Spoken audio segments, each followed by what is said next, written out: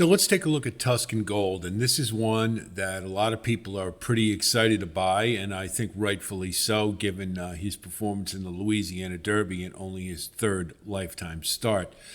Tuscan Gold is owned by Stone Street Stables, amongst others. It's a syndicate of quite a few different entities. It's trained by Chad Brown with Tyler Gaffalione aboard, so he is in very capable hands.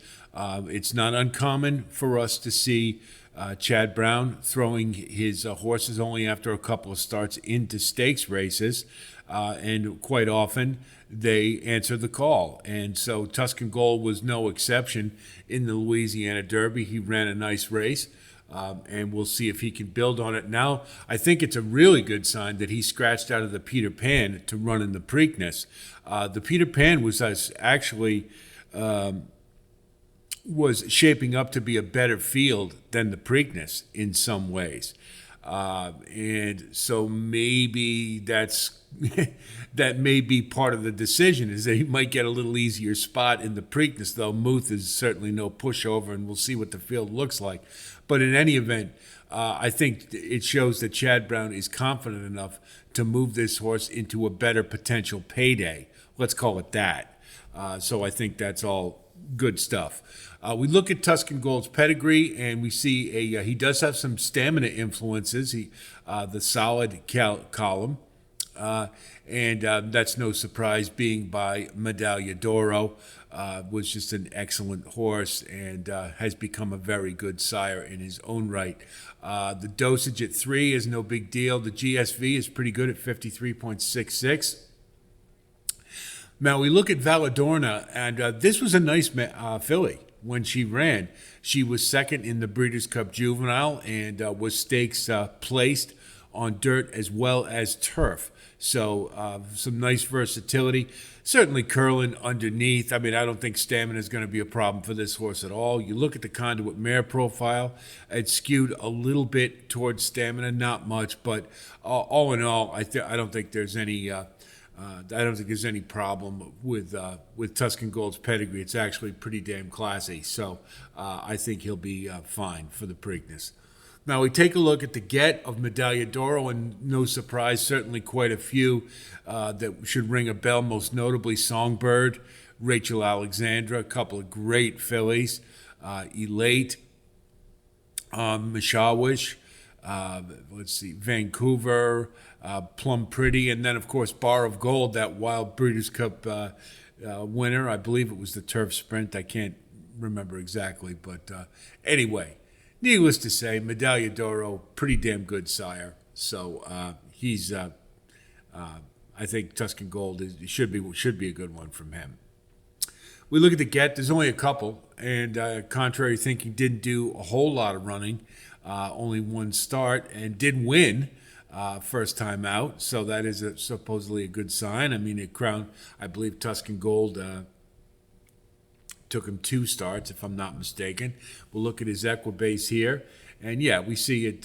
He got his maiden on his second start, and one of the things that you do have to note here is that is a pretty big jump in speed figure from the maiden where he had paired 83s to run a 96.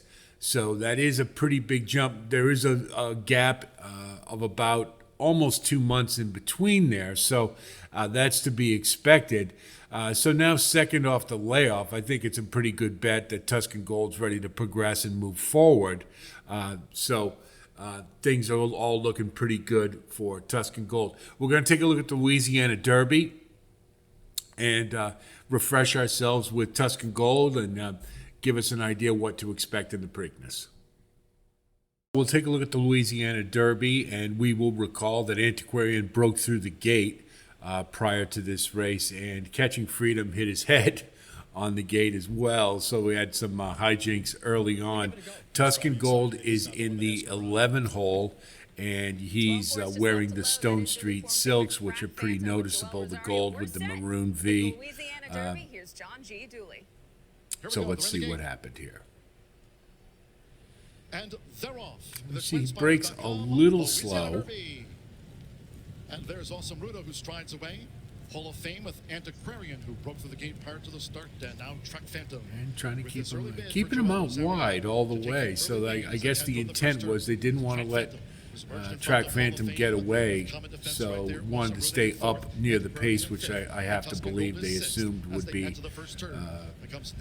probably a little quicker than usual, but just wanted to maintain position. So if he's carried a little wide, no biggie. And as we know, there's plenty of stamina in Tuscan Gold's pedigree, so I don't think they were worried about the distance here. And he's sitting chill. He's got a real good position. Dictates the pace here. From Common Defense, who stays close to Track Phantom, was allowed to dictate terms here for the run to the half-mile pole. With on the outside Tuscan Gold in the gold cap, and Hall of Fame is running in fourth. Awesome Root of the red cap in fifth. Just a side note, John G. Dooley must have called Catching Freedom Chasing Freedom, I don't know how many times, but now I've heard it incorporated into the lexicon of a lot of people now, so everybody's calling him Chasing Freedom. Not like John G. Dooley to ever make a mistake, but he did there. And you see the pace was a little quicker than it had been in the other two, the LeCompte and the Risen Star, but it was still probably moderate, 1:12 and 2. And you see Tuscan Gold's just going to come right around, and he's got some horse and little traffic, not too much, but he gets out into the clear.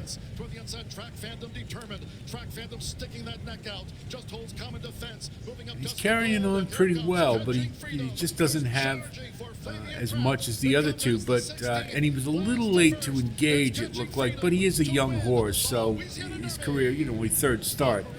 But you'd have to like the effort he put forth in only his third start. I thought that Louisiana Derby turned out to be, when you consider how the horses from the fared in the Kentucky Derby, wasn't maybe quite as good as we thought. And that still bothers me from Catching Freedom, the way he pulled up like that. But he didn't affect him in the Derby, thankfully. But anyway, this race was... I still think it was a good race. I know Anna Marie had a lot of trouble in the Derby, so maybe we can discount his disappointment there for that reason. And I thought Catching Freedom ran fine. It's just the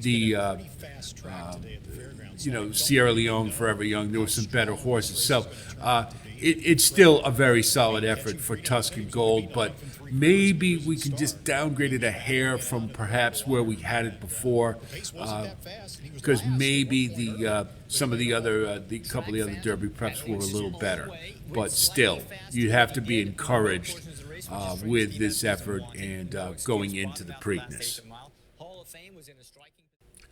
So, as we do, let's take a look at the issues and concerns potentially for Tuscan Gold going into the Preakness. Too early. Obviously, it's only his fourth start, and it was a pretty big surge from his prior two efforts in the Louisiana Derby. So there is that potential for a regression from there. There's also the potential that he could move forward from there because it is second off the layoff.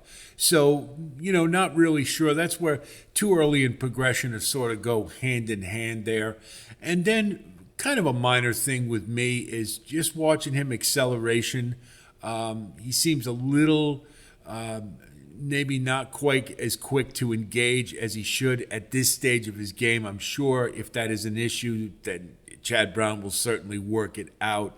It just looked like he was a little slow to get into his full stride to me. And again, I think this is nitpicking, trying to find things to think about with contenders going into a Triple Crown race. So it was just a minor little thing, and I think it'll probably work itself out the more Tuscan Gold races. But that was more looking at the pace patterns of the Peter Pan stakes and engaging how he would stack up with the rest of that field. Again, this is a step up in class into the Preakness. It's I don't know what kind of field we're going to get. It hasn't solidified yet, but I think Tuscan Gold scratching out of the Peter Pan. I don't believe it was for health reasons that I'm aware of. So we would expect him to be running in the Preakness, I think that's a good sign. And I think that Chad Brown probably believes he's ready to roll. Let's not forget he had Blazing Sevens last year, who skipped the Derby but came in full of run for a good second in the Preakness. So there's some history there. And it's a race that Chad Brown quite often has pointed to. So Tuscan Gold, I think, if he is in fact in the race, one to definitely consider as a potential high-level contender and a potential win candidate.